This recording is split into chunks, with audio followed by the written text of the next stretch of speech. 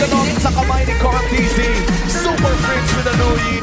Sisimulan na ng Onyx Philippines ang bagong na ito at mukhang magkokopres ng Team Liquid.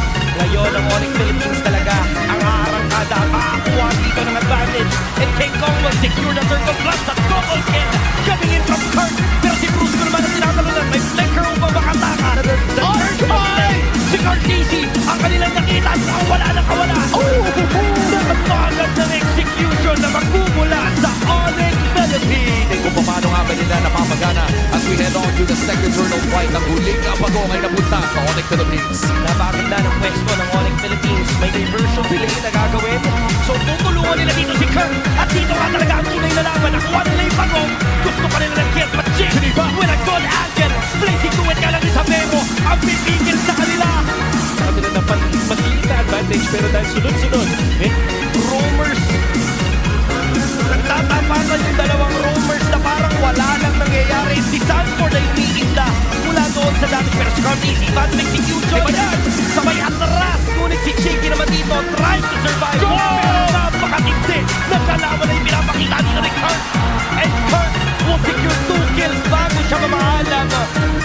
Grabe na ang galawan ng Onyx Philippines. Si Cartesi ay mapapagumpa rin. Onyx Philippines with a 3. Na magulong diversion play saan patungo doon sa baba. Napakaganda ng diversion play dito para nga talaga makuha ng attention. Take huli, dalawa. Flicker ni Sandy gagamitin niya pero hindi na siya makakatakas pa. Unti-unti na nauubos ang mga miyembro ng Team Liquid Philippines. And mukhang enough itong minion na kasama ng Onyx PH kung pipilit sila pero mukhang hindi papayag ang Team Liquid na basta-basta na lang matapos. Pero at 11 minutes, basag ang inhibitor turret ng Team Liquid. Inches away from Pwede din kasi TMPH hindi naman din sila basta-basta lang din ito kaysa pero I mean that's one thing na komenta mo naman para niya. Brusko! Ang dami nga! Ang dami! Dalawa ang mauhuli niya pero may reward manipulation naman itong si Sandy but without that reward manipulation bari silang uminda. Brusko! Champion na lang ang buhay! May Sipa! Auto Super Frame! At pagkakagulo na nga talaga dito sa may madagita JP sobrang low siya'y mabibigyan. Sanford as well may ipit ata pero si Kurt ang sumasalo ng dami. That's gonna be a double kill para sa Cyclone.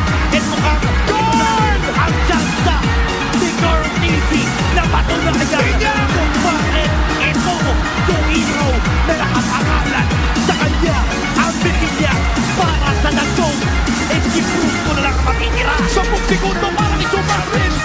Nagkahanap ng Maniac eventually. Agawan na mangyayari dito. JT ito request na naman. Pero nakuha dito na sa very floor. Reverse manipulation gagawin. Fatal link may mahuhuli din. Pero si JP ang iniinda lang lahat. Cartesi tutusok-tusok sa may bandang Yetri. Pero mukhang mapapback away na lang din sila. And when this Lord takes with the version play, sino kaya mamamatahan? Si Cartesi. No way! Target din. Attack pa rin.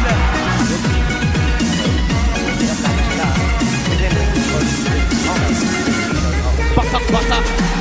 Napakaganda! Alam nila na kung magagaling. With the Cartesi, maaari dito mahuli. Phantom execution pa naman. Shape yung mamibigyan ng West Hanshima. Sino makitira? Sino makitira?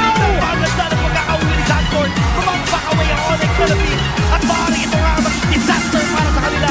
Medyo kanak-kanak na ang mga miyembro. And that is a crucial play na magmumula kay Sanford. And isa-isa na ang mga miyembro ng Onyx Philippines. Si Sabero na lang ang nakitira at kompleto pa ang cavalry. And may minion wave na paparating.